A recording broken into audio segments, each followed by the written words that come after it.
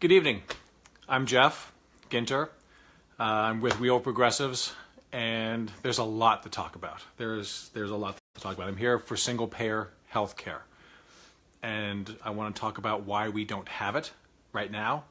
I want to talk about why we desperately need it, and I want to talk about how we can get there. But first, I know there's probably a lot of people who don't know who I am.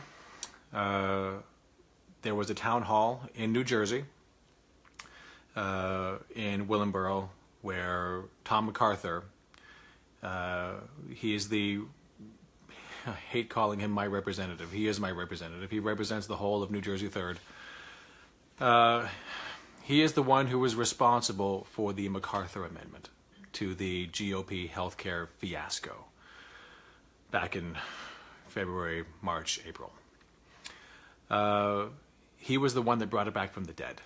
He was the one who, when they realized they couldn't get the votes in the House, he was the one who said, I can get it done. He was the one who had previously said that healthcare was very complicated, that healthcare could not be done quickly, and believed so passionately that when in February the House voted to eliminate the Affordable Care Act, Obamacare, he actually voted against that measure. He said it couldn't be done too quickly. And when we had a town hall in March, he said it was because he felt that this was complicated and it can't be done too quickly. Well, 3 weeks later, he announced that he was going to vote for the House bill. 3 weeks. Took the ACA 2 years to get done. And within 3 weeks, he was okay with what was going on. So I went to a town hall, and I got up and I spoke my mind. I said what needed to be said. I went on for 10 minutes. I could have gone on for 20. Could have gone on for 30. There's a lot that needs to be said. There's a lot that needs to be talked about healthcare in this country. And that got a lot of traction. There was a lot of media, and 35, 40 million hits later, my life was irreparably changed. For the better, but it freaks me out. And I've gotten emails from all over the world, not just the United States, all over the world. People who are telling me their stories. People who want me to know what they're going through. And it's terrifying what's out there. It's heartbreaking.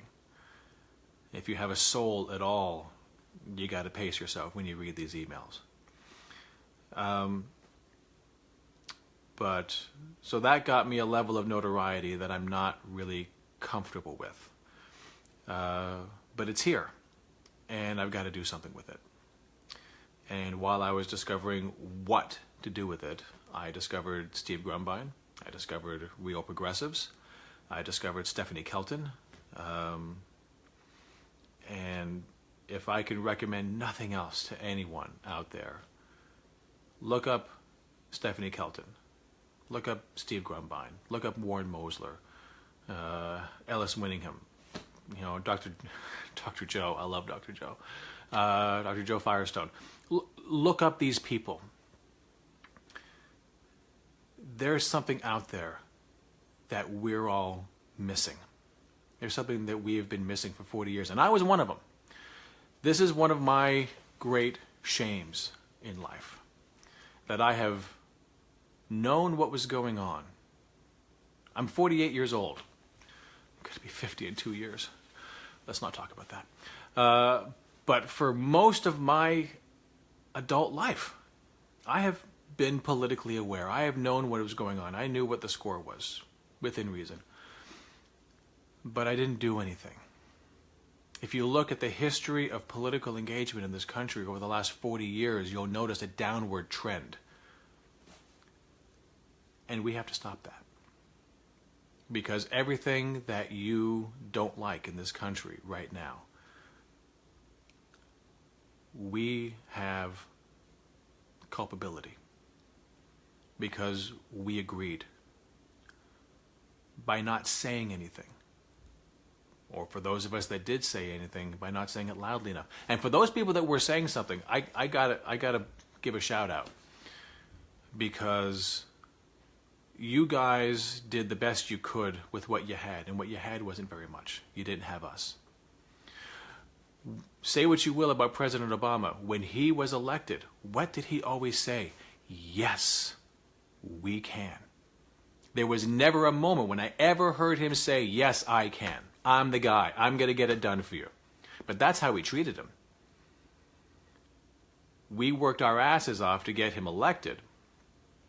And then we sent him on his way and said, thank you very much. Take care of it now for us, will you please? We're busy watching American Idol. Now, I've got a lot of problems with all administrations, including President Obama's. But he doesn't have nearly as much culpability as I do. Because he was in a position to do something, but he was working within his system, whether he agreed with it or not. I'm not having that argument. I'm not having that discussion. It doesn't matter. He was in a position to do something about it, but given the system that he was in, he had no cover from us.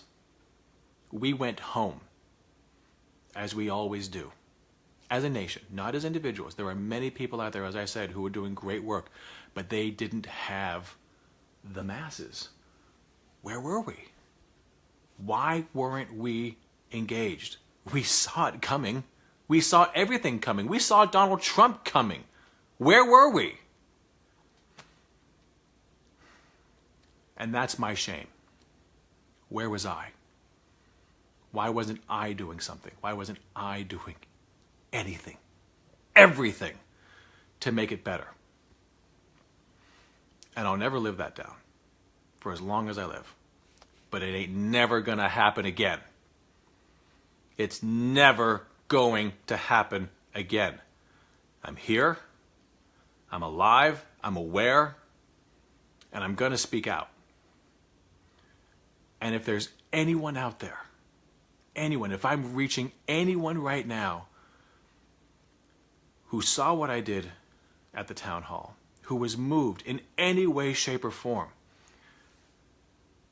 you're no different than I am. I had an opportunity. That's it. Anything that you saw that was special in me, it's also special in you. You have the same gifts, although you may find different expression with them. You can't speak? Fine. Write something. Send it somewhere. You can't write. Talk to your friends. You don't have friends? I can't help you. But do something. Anything. There's nothing that is beyond us if we all stand up. We all want Medicare for all. Polls say 70% of the country is on board with Medicare for all. If we can't take this moment in history with Donald Trump occupying that seat, if we can't take the pain and the outrage and turn it into something positive, get something. Don't let it go to waste. This is opportunity, horrific though it may be, absolutely beyond the pale, absolutely horrific. But if we take this moment and we say, that's it, we're not taking this shit anymore, this is what we want. No more incrementalism. We will not simply say we're going to go slowly and slowly and slowly until everyone gets health coverage. You know what that means? Health insurance. What is health insurance? For-profit, market-driven solutions for your life or death. That is immoral, and that will no longer be allowed to continue. I am not interested in allowing this to go on. 45,000 people die needlessly every year as a result of lack of access to health care. Not health insurance. Lack of access to health care. Insurance is no guarantee of health care. There's junk insurance out there. Pays for nothing.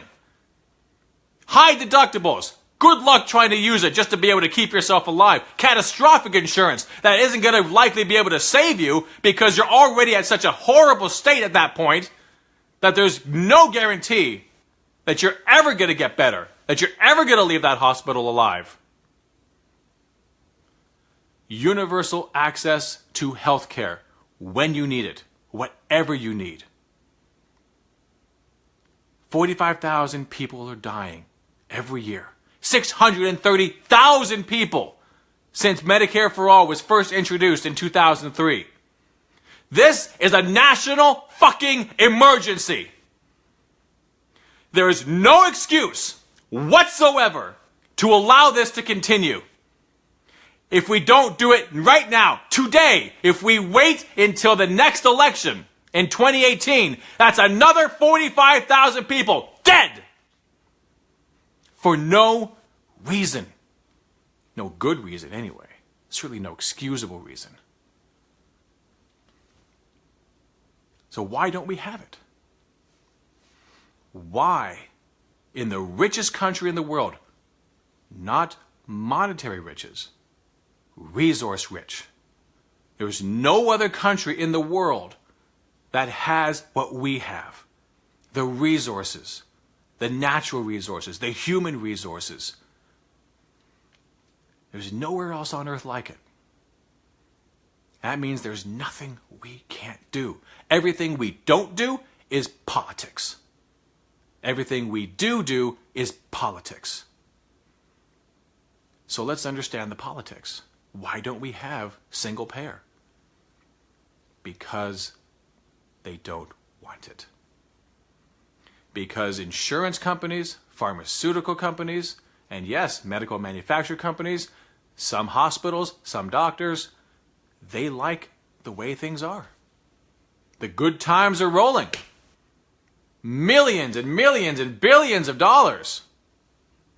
The money is there. Money is not the issue. But they make money off of us. Our health, our sickness, our debts. That's dollar signs to them. And it doesn't have to be that way. Because there's plenty to go around.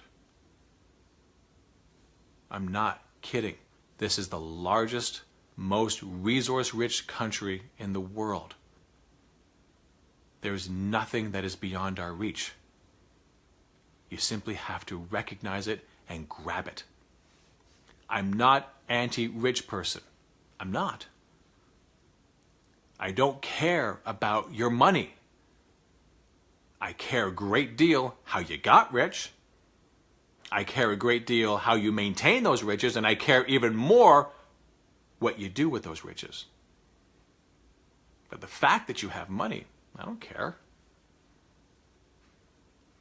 But we have to understand what our system is, what it has been used for. And it has been used for the rich and powerful, the ones that need no help whatsoever. They've already got everything they need. And God love them. God bless you. You got what you need. Fantastic. No one wants to take it away from you. Or at least no one needs to anyway. But the rest of us, who do not have the silver spoon in our mouths, who do not have the stack decked in our favor, we can use a little help. But unfortunately, we have become monetized. Our pain, our suffering has become monetized. And the people that want to monetize it don't want that to end. Even if it ended today, they would be set for the rest of their lives, for the next 10 lives. It's not enough because they want everything. So we have to stop them. But that's why we don't have it. Even in 2008, when we had complete control of the House, and by we, I mean Democrats. I mean, I'm registered as a Democrat. Full disclosure, I'm not a Democrat. I'm an LBJ kind of Democrat. I'm an FDR kind of Democrat. I'm a New Deal Democrat. And if you fight for the people, you can call yourself a Democrat. Call me Betty. I don't give a damn. You fight for the people. You fight for what is possible. Not just simply for what you think you can get away with. You fight for what is right. You fight for what is possible. You have my support. You have my voice. I am in your corner until you don't deserve my voice anymore. Because that's the thing. Politics is fluid. And you vote for the way that I want you to today, and tomorrow you might change your mind. And tomorrow, I'm going to let you know. Yesterday, you were on my side and you got my vote. Tomorrow, you better come through. Because if not, I'm coming for you.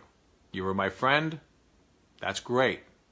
But if you're not to the public purpose, you are not going to be serving any longer.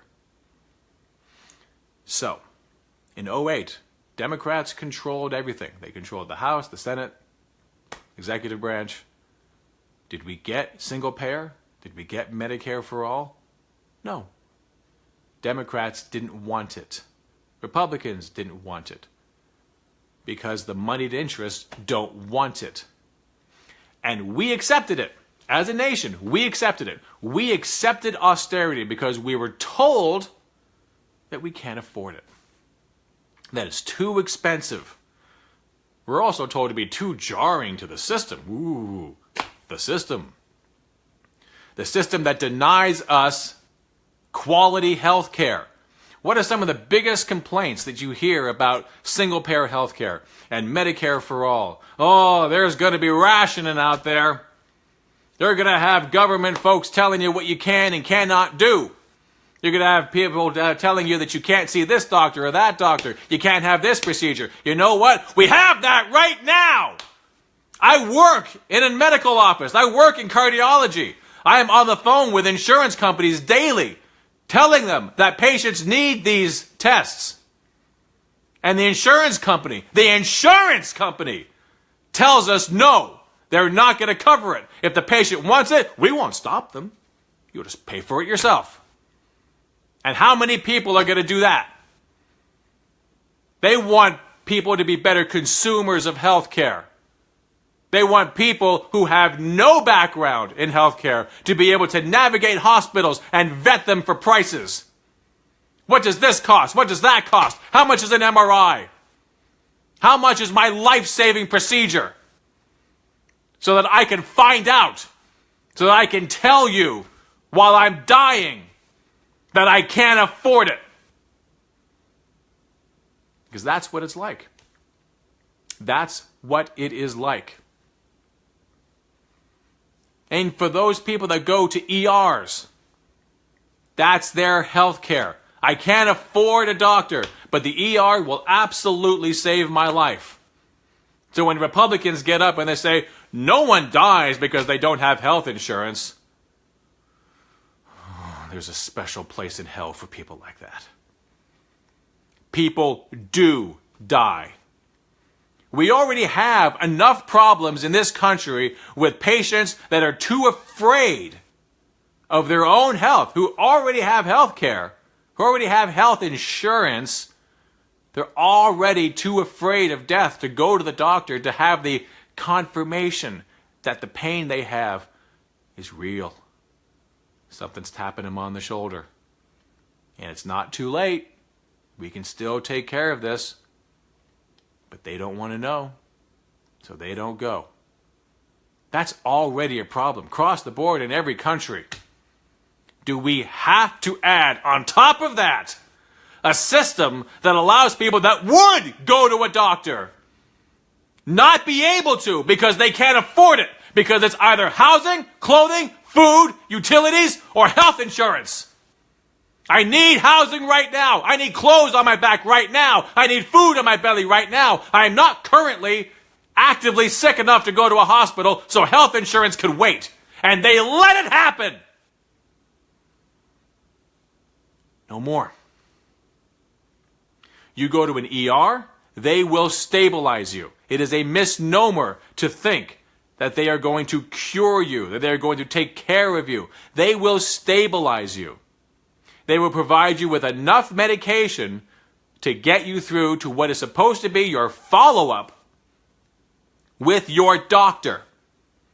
Primary care, cardiology, pulmonology, whatever it happens to be. They are not there to be your doctor. They are there because it's too late for the doctor in that moment.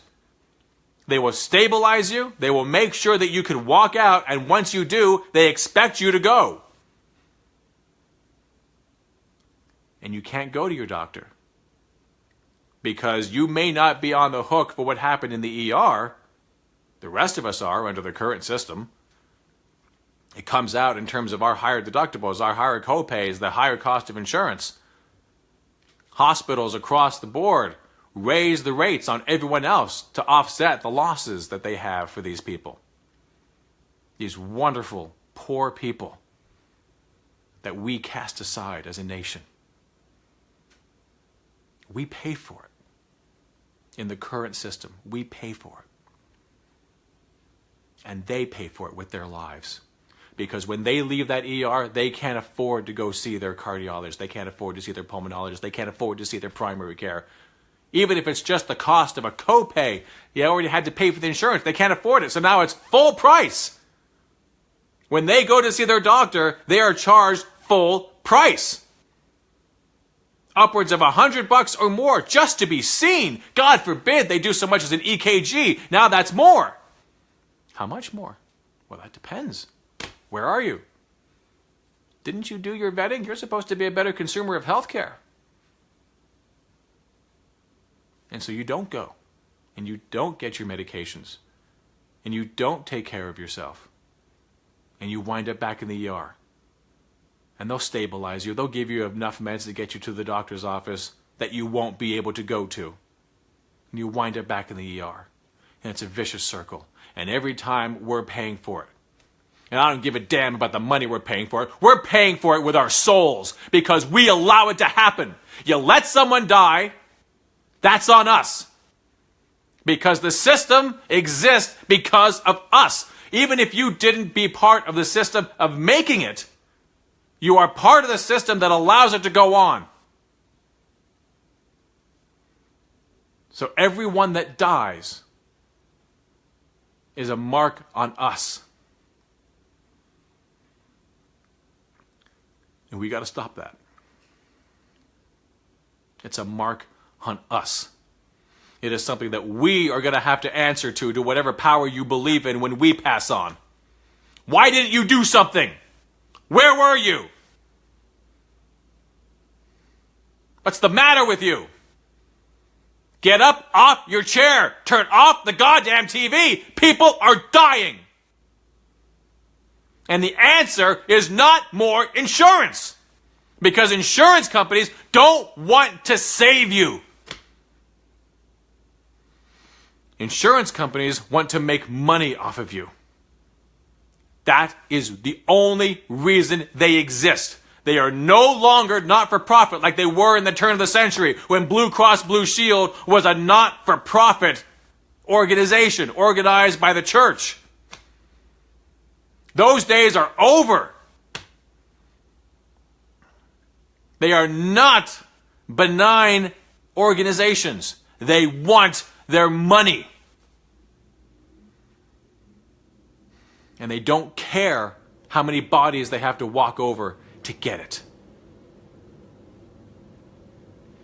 And they have gotten so many bodies walked over, they've gotten so many dollars, that they have bought one of the most precious resources we have, our political arena. Politicians are cheap. They are so cheap to buy. It costs them next to nothing to pay an army of lobbyists and fund campaigns for politicians who are very favorable to them and make sure they get the laws passed that they want, to get the outcomes that they want. What about us? Who lobbies for us? There are many. But they're outmatched. Because the people that fight for us are not enough. We have to start fighting for each other. You fight for your neighbors. You fight for your family. You fight for strangers. You fight for everyone. Because without it, we die. It's as simple as that. If you can't get your brain around an altruistic idea that I fight for my brother, I fight for my sister, whether they came from my mother or someone else's mother. If you can't get your mind around the idea to do it because it's the right thing, do it for self-preservation. Do it for something. At this point, I am quite willing to allow everyone to do it for the wrong reasons, as long as we get there.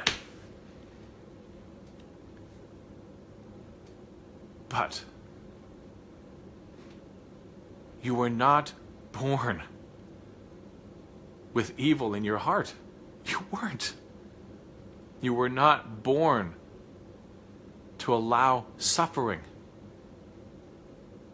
It's a choice. You choose suffering. You choose love, or you choose fear. It's a binary system. It's one or the other. Love is going to get you happiness. Love is going to get you joy. Love is going to get you laid tonight. Love is going to get you, whatever you call pleasure. That's love. I'm not talking about the distractions that money can buy. That's something else. Or you can choose fear. Fear is going to get you anger. Fear is going to get you suspicion. What are you looking for? Why are you coming after my stuff? Why can't you take care of yourself? That's fear. That's the fear of lack. That's the reason we put seed to ground in the first place. Because we were afraid there was not going to be enough. Because we knew that Mother Nature kind of doesn't play favorites. Mother Nature can be cruel. Mother Nature can cause a flood. Mother Nature can cause a drought. So we put seed to ground to make sure that we wouldn't run out of food. This fear of lack, the fear that there isn't enough. There's always enough. Mother Nature always provides. So what do you want to do? What do you want to do with this one wonderful, spectacular life that you have? Is it really just pulling yourself up by your own bootstraps? Or are you part of a community? Republicans love to talk about community. They love to talk about small businesses. They love to talk about all this. Why are they giving all the money to the rich? Why are they stacking the deck against everyone that they claim to love? And why aren't Democrats standing up like they should be? Why aren't they putting up a huge fight? Why aren't they lying down? Why aren't they doing sit-ins? Some of them are. Why aren't they all?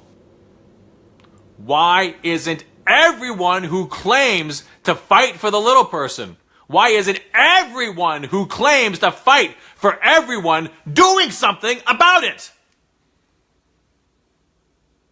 We don't have time anymore for politeness. We don't have time anymore for incrementalism. We have been told over and over and over, it's not the right time. It's not the right time. Now is not the right time to be able to do this. Now is not the right time to get this done. It is always the right time for justice. It is always the right time to do the right thing for the right reasons. Always. And we have allowed ourselves to stand down and allowed the people that we send to represent us to do nothing. Incrementalism kills. Yes, it saves a few, but it kills more. So what's the answer to that? Us rising up. If we demand that we're going to have single-payer health care, that no one will die because they could not afford to see a doctor, then we have it.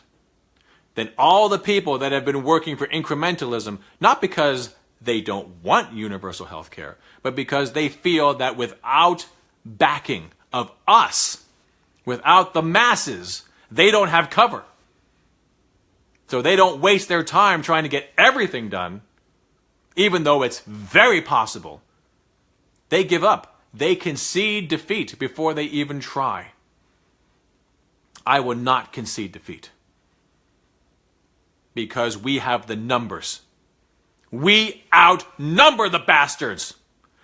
When we stand up, when we demand, don't ask, demand that we are going to have single-payer health care. We're going to have it now, not later. And you will not vote no. You will vote the way we tell you to. Then we get it. We conceive in our minds what we want. And we fight until it is real. We've tried incrementalism. We've tried it your way. And people are dying. No more. We desperately need this. Our nation needs it. Our souls need it. I feel the weight of the responsibility that I have not lived up to. And I'm sure that many other people out there do as well. So do something. Do anything. Do everything you can. And I will be right there with you. Right up to the point of violence. I will not condone violence in any way, shape, or form. But anything, even a hair's breadth short of that, I am your ally. I fight for justice. Now here's what we can do. One of the biggest problems that we have with healthcare is the how you're going to pay for it. Well, we all want universal healthcare, absolutely. But it'd be a shame. We have so many other entitlements. You're wanting to raise this entitlement. We'll have to raise revenues. Well, Republicans will say, whoa. Isn't that your responsibility? Shouldn't you be taking care of yourself? Everyone wants to talk about money. It's all about money. How are you going to pay for it? Where's the money coming from? Let me ask you this. When we had an appropriations bill recently to raise money for the military, $800 million a year. Did Republicans fight against it? Did they say it was fiscally irresponsible and, we're going to have to cut some programs before we agree to do that? No. Did the Democrats say it's fiscally irresponsible? We're going to have to raise some revenue, tax the rich before we can do that? No. Why? Because they fundamentally understand. Article 1, Section 8 of the Constitution gives unto the Congress the sole power to create the dollar, to set its value, and to levy taxes. You have that. You have complete control over your monetary system.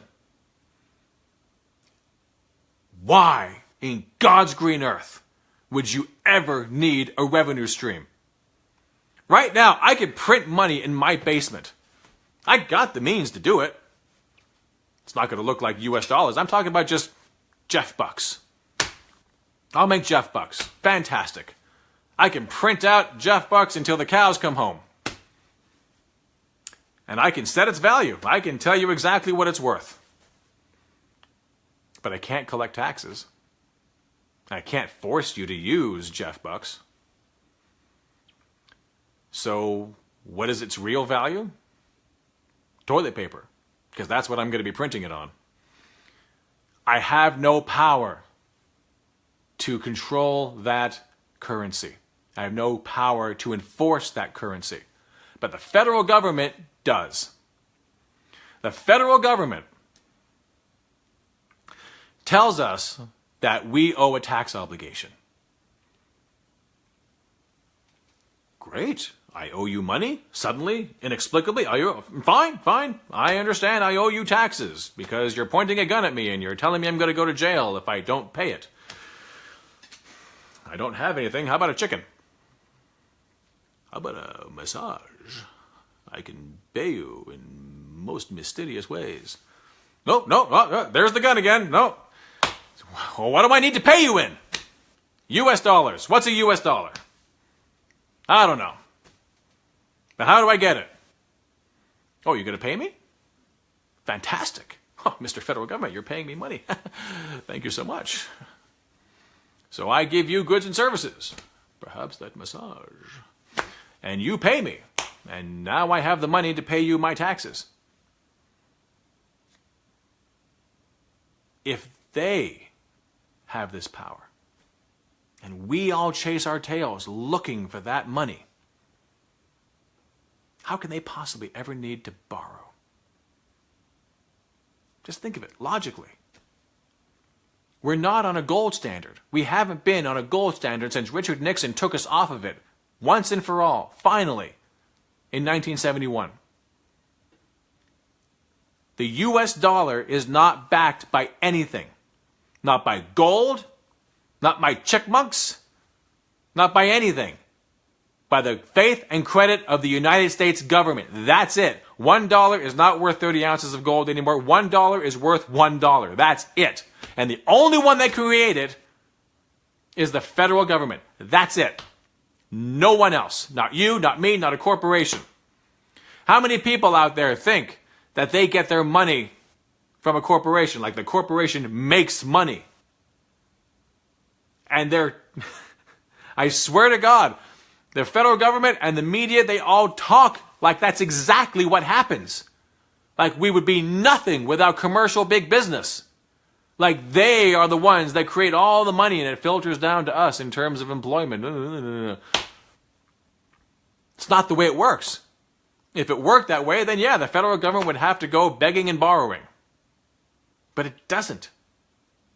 Because it creates the dollar. It sets the value and it collects taxes.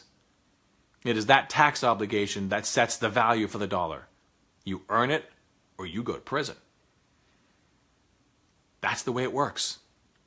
Taxes are not for revenue for the federal government. And if this is the case, then what the hell are they talking about? We can't afford it. It's about inflation. That's it. The only constraint we have to spending is inflation. It never, ever matters how much we spend. That is the federal government. Never. It matters where we spend. On whom do we spend? For what are we investing in? That's the question. Do we have enough money and enough resources to balance each other out? If everyone has money, but there's goods and services aplenty, inflation stays down. But if we have too many dollars chasing too few goods, that's inflation. And that's a concern. But not now. We have dramatically underperformed in this country. We are vastly undereducated, underemployed. We have vast swaths of resources, both natural and human, that are going untapped. And it is the job of the federal government to get us to full employment and to pay to the public purpose. Say it with me. We, the people of the United States, in order to form a more perfect union. I love the preamble of the Constitution. It says everything you want to know about what comes next. We, the people, not we, the oligarchs, we, the people of the United States of America, in order to form a more perfect union, establish justice, domestic tranquility, provide for the common defense, and provide for the general welfare.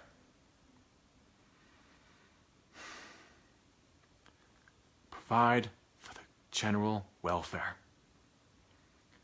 It says it all right there. The genius of the Constitution is not that it is a holy document enshrined in time. It is a flawed document. Right from the beginning, flawed. As is evidenced by the fact that we needed to amend it immediately. As soon as it was written, we had to have the Bill of Rights. 10 amendments. And then we keep amending. The genius of the Constitution is it's flawed with the ability to make it better. In order to form a more perfect union. They knew right then that they didn't have it right. All those rights that they gave unto themselves, if you were a white man, it was great. But if you were black, if you were a woman, God help mercy on your soul, if you were a native, you did not enjoy any of those rights. So we got to keep going. We are not done. This country is not done. It was established on blood and lies, but we keep going. We keep pushing forward. For community, we are not done. We need Medicare for all. We are not done. We need racial justice and equality. We are not done. We need gender equality. We are not done. We need to be able to look after the Native Americans. We are not done. We need to be able to pay to the public purpose. We are not done.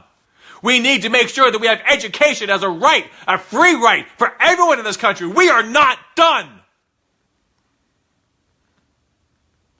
And we're never going to be done. And that's the point. We are never going to be done. Because no generation can ever have the whole of it. No generation can ever say, we finally did it. Guaranteed you're going to miss something. And thank God, because if we didn't miss anything, we'd be gods and we wouldn't need to be here. This life is a learning experience. So let's learn something. Let's learn together. Let's come together. Republicans and Democrats and independents and all of you, if we can just talk to one another. Talk to one another like we matter. I talk to you like you matter. Facebook is killing us, man. It's raising an entire generation of people that don't know how to talk to one another. It's a constant game as adults being school garden children, slapping each other on the back and then running away. How fun was that? Calling each other an asshat. First off, I'd like to put my hat in the ring and say, can we stop saying asshat? It's asshole. I was raised on asshole. I would just putting that out there. No more asshats. I can't stand it. But let's talk to each other like we matter. You know why? Because we do. We can't get the things done that we need to get done by just automatically assuming that we know who you are and we know what your motivations are and we don't need you. We don't know who we need. So let's assume that we need everyone. Doesn't mean we're going to reach everyone. We're obviously not going to reach everyone. But if we don't, let's not allow that to be for lack of trying. Let's not allow that to be because we didn't even put forth an honest effort. And if you can't reach someone, move on. Reach the person next to them.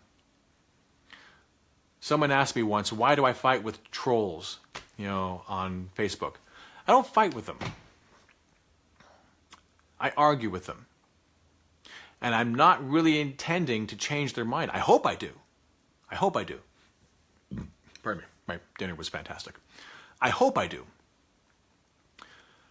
But I'm not really arguing with them. I'm trying to present an argument for whoever is reading it. Because I truly believe that the arguments we have online, to the degree that we can keep them good, to the degree that we can keep them I don't want to go civil. I mean, we're certainly at a point where we have to be able to be a little bit looser with the language, but if we can at least agree that I'm no better than you are, and you're no better than I am, but we're all in trouble. We're all in trouble. So let's talk it out. Let's get this done. And if I can't reach you, then I know that someone else is watching this discussion. And I want them to see me putting forward the best argument that I can. Because if I'm not reaching the person who's stepping up to talk about it, maybe I'm reaching to someone who's reading it. And maybe I'm giving them something to think about. Maybe I am getting the people around this person. Maybe I am inoculating the people around them. So that that person that I'm not reaching won't be able to do quite as much damage. The federal government is an absentee landlord. In 1980, Ronald Reagan sold us the original sin. Government is not the solution to your problem. Government is the problem. Bullshit. Government was a problem for some people. It was a problem for the rich and powerful who had been losing shares, who had been losing power. We had less and less inequality as we went along through the 40s, 50s, 60s, and 70s. Instead of imagining a larger table that we could all be sitting around, the rich and powerful were imagining that we were raiding their fridge, that we were taking from them, because they believed they were owed everything. So they got a wonderful idea across. Government is the problem. Government is not a problem. Government is no more a problem than anything. Government can be a problem. It's certainly a problem right now. But it doesn't have to be. Government is a problem or a solution to the degree that we make it such.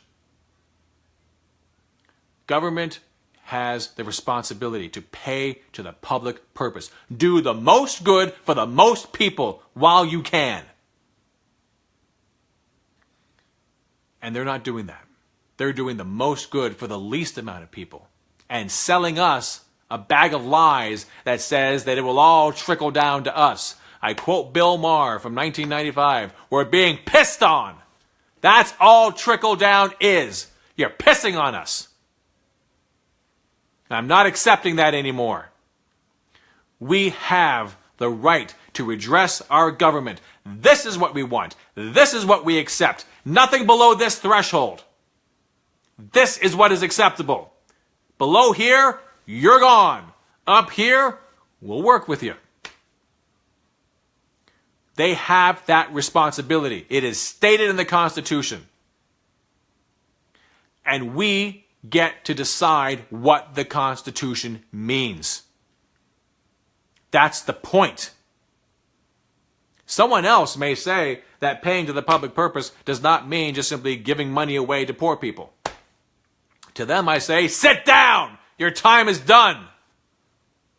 There was a time when pulling yourself up by your own bootstraps might have been a good idea in this country, because your nearest neighbor was 20 miles away, and you had to be able to do things by yourself. You had to be able to know how to do as much as you could, and you rose or you fell on your own laurels.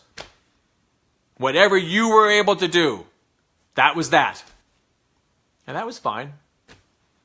And there's a lot to say for that. Work for yourself. Look out for yourself. I'm not totally shitting on it. But we don't live in that world anymore. My nearest neighbors are all around me. And everything that I do affects everyone around me to greater or lesser degrees. Ergo, I have a responsibility to these people.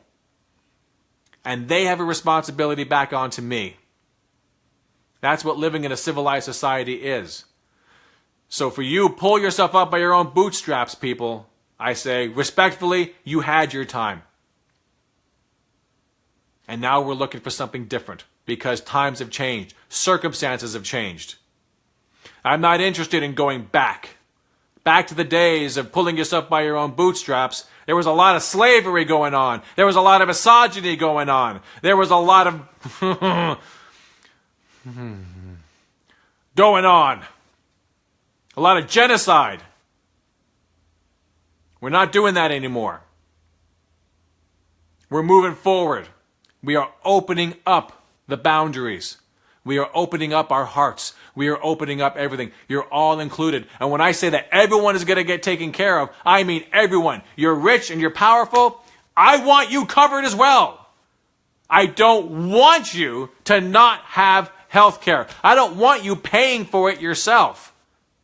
I don't want you to need to. We have no reason for you to ever want to. Everything from womb to tomb, whatever is necessary, we can afford because money is not the problem. The problem is resources. Do we have now all the resources we need in hospitals, clinics, doctors, nurses, pharmaceutical equipment, everything? Do we have what we need now to cover everything? If the answer is yes, cut a check. Done. Just do an appropriations bill like you pay for the mother of all bombs. It's just that simple. As long as we have the resources, we have no monetary constraints. Do we not have the resources? Well, can we marshal our resources? We don't have enough hospitals. Can we build them? Do we have the raw materials in steel and concrete and manual labor to be able to do it? Yes? Do it! Do we not? Can we import it? Don't have enough doctors. Well, wonderful. Immigration. Can we bring more people in? Do we have to educate more people? Do we have to build more schools and make it free? It's never a problem about money. The money only becomes a problem if we don't have the resources to do it. But that's the conversation worth having. Because that's the conversation that the Republicans can't have. Because they would then be in a position to say, well, I don't want you to have Medicare for all. Well, why? Why don't you want to have Medicare for all? Because it makes them look like an asshole. They know they can't defend it. The only industries in this country that understand the monetary system and how it actually works, military-industrial complex, farming, and Wall Street. That's it. And even farming has to go begging for money from time to time. But Wall Street never goes begging. And the military-industrial complex, well, please. Congress goes begging to them. So this is the way it works. Except it's only working for a very small segment of the population. We need to tell Congress to make it work for everyone. Military-industrial complex doesn't have to go hungry. Wall Street can still have whatever. But open up the floodgates, man, because there's a death count. People are dying, and they're dying needlessly. And we are to blame if we don't start holding people accountable. If we don't start telling people, this is what's going to be done. Don't tell me that we can't afford it. I know we can. Don't tell me that we have to raise taxes. I know we don't. Don't tell me we have to cut social programs. I know Medicare is not going broke. I know it. Because taxes fund nothing. For a federal government that has its own printing press, once again, creates the dollar, sets the value, levies taxes. Does it need a revenue stream? Ever? The debt and deficit is bullshit. But it's become weaponized.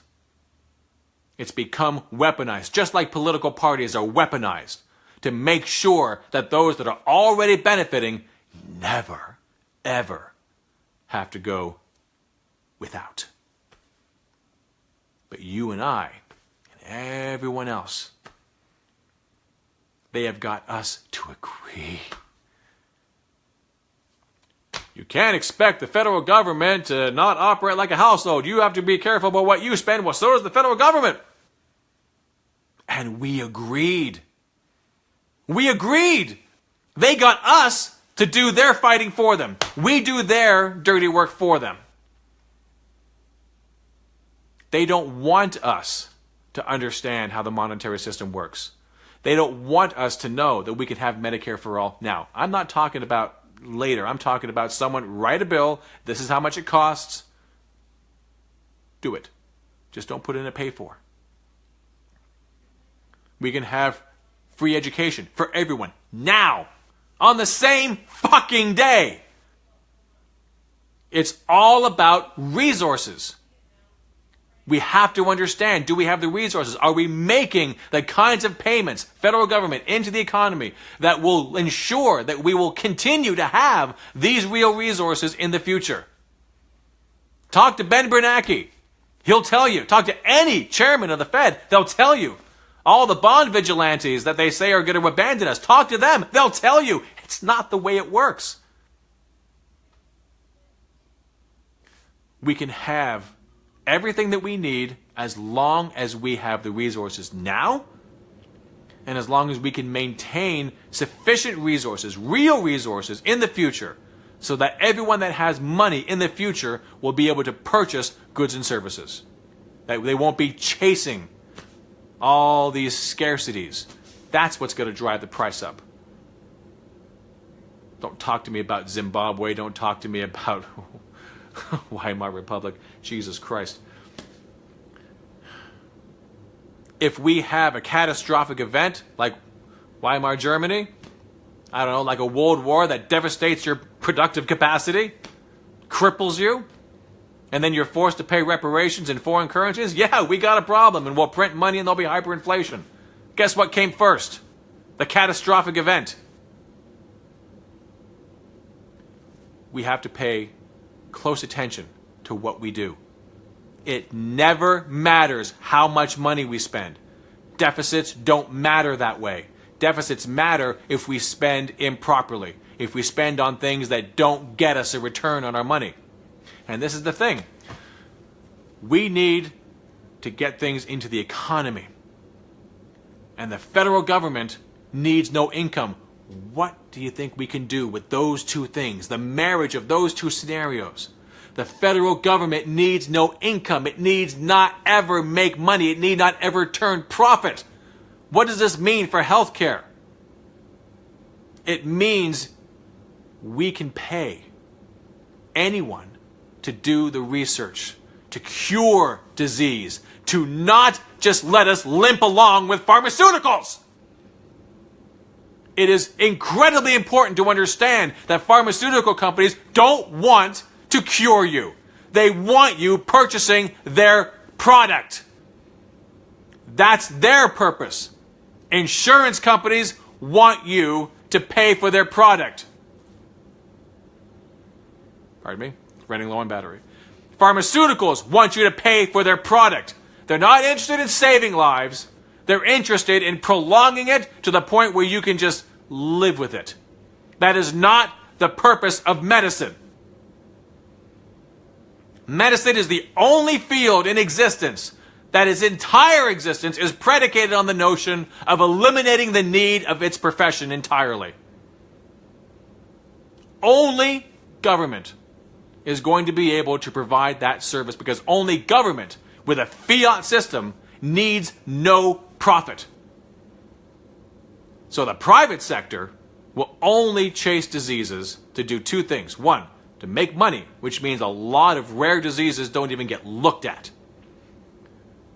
If you are unlucky enough to have a rare disease, good luck finding someone to come up with a cure, or even with a medication to help you limp along. Private company's not going to make enough money off of you. Number two, they're not going to cure anything, even if they can turn a profit. They're not going to create something that would eliminate the need for their existence. So we need federal government to do that. To cure disease. Not just simply come up with a little something to help you deal with it. Cure it. Cure cancer. Cure AIDS. Cure cholesterol. Wouldn't that be wonderful? That's another thing. people want to talk about healthcare in this country. You cannot have a reasonable conversation about healthcare and what to do about it if you're not willing to talk about poverty and the food industry. Food industry been turning food into crack. Ramping up the sugar like there's no going back. The sugar industry decided that people, when they decided that there was going to be an obese problem, and they said they were going to blame the fats. So they lowered the fat content in everything and made a ton of money. Because they sold 2 products now, regular and low fat. And in the low fat, they just upped the sugar. They turned it into crack. And if you look around you, you're surrounded by junk. You're surrounded by junk food. I work in a cardiologist's office. You know what I pass by on the way? First, I pass by a Burger King. Then I pass by a McDonald's. Then I pass by a Wendy's. Then I get to my cardiologist's office. I find that very interesting. Cholesterol, cholesterol, cholesterol, cholesterol. Cardiology. There's a 7-Eleven around every corner. Around every, store that you go into. What's, in the checkout line? Candy. Junk food. In the pharmacies, for God's sakes. Walgreens and CVS. We want to serve you and give you wonderful health. Many of them still sell cigarettes. And on the front counter is just a line of junk. While you're picking up your diabetic medications, you're picking up a little 6-pack of Reese's Peanut Butter Cups. This is what we've allowed. And it's all there and it's available because the federal government also, not paying to the public purpose, subsidizes these industries. You want to know how you can find out for sure? Go to any store, take a product, and take a look at the nutritional content. They will tell you how many milligrams, micrograms, whatever it is, of all the different nutrients and the fats and the sugars and all that. They'll tell you how much is in there. And next to that, there'll be a column that'll tell you how much of the percentage of your daily requirements are in there. And they'll show you that for all of it, except one, sugar. They will not tell you what percent of your daily allowance of sugar is in what you're putting in your mouth. Because they don't want you to see that in many instances, one serving is more than 100% of what you're supposed to be taking in. One serving. Now, put that into a whole day's worth. How much sugar are you actually putting into your diet? You know what happens with sugar? Sugar causes inflammation. Inflammation leads to disease. I'm not just simply talking about arthritis, I'm talking about heart disease. Inflammation leads to heart disease, heart attacks, strokes, diabetes. They're putting it in everything. They're putting it in everything. And they're not putting in corresponding amounts of other nutrients like fiber to help slow down the intake of that sugar so that the sugar can actually be used to energize you. You'd still be getting too much. They're not trying to kill us. They just don't care if we die. You've got to have conversations about poverty because all this food that we're subsidizing is cheap. So the poor are easily manipulated, are easily seduced. The food industry not taking care of us because they, just like the pharmaceuticals, they want to turn a profit. They want you coming back for more. They need you to come back for more. That's why they're quite happy to turn it into crack. Because that's what sugar is. Affects your brain just like cocaine, just like morphine. It makes it addictive. And they know what they're doing. And this leads to horrible health outcomes. People are sicker, fatter than they've ever been. And it's by drinking diet sodas, by eating diet food, low-fat food, and you're still getting fat. You're still getting diabetes. They know this. But as long as you keep paying, nothing's going to change. I don't begrudge rich people their money. We don't need your money. We don't want your money. We don't care about your money. But we are coming for your power. You better goddamn believe we are. This is our country. It doesn't just simply belong to you. It belongs to everyone. And we will make the government do its job and pay to the public purpose. Your days are done. I promise you that. You will not get a second chance. You have had your way for far, far, far too long. We are coming for your power. Don't care about you personally. Don't care about your money. Don't need your money. Keep it. It's all you have. I almost feel bad for you. But we are the real power in this country. We are the ones that are going to keep you up at night now. You're the ones that are going to lose sleep because we are going to take our country back from you. Well, I got to take my blood pressure medication. I think this is a good place to leave it here. We'll go into more detail next time. Leave your comments. Let me know if there's anything you want clarification of, and I will get back to you. In the meantime, take care of each other. I know it's hard. There's a lot of anger out there. I've expressed certainly my fair share, but don't forget love. Love is the thing that is going to allow us to take this anger and turn it into righteousness and turn it into something that we can use for good. Don't just rest on anger. That won't get us what we need. I'm not a Christian.